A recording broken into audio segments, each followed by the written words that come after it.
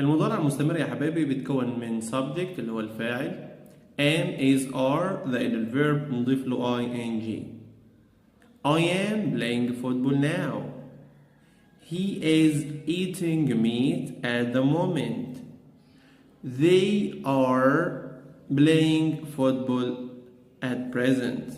النفي بتاعه verb to be بسأل وأنفي be. am is are not. السؤال بتعمل مقص بتقدم الفعل المساعد على الفاعل. كلمة تدل عليه زي now at the moment at present look listen كتير.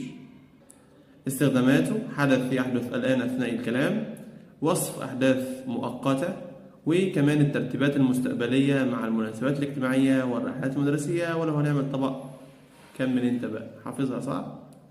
وفي الحالة دي ما تنساش كلمة يرتب prepare prepared preparation arrange و arrangement كل الكلمات دي. That's it.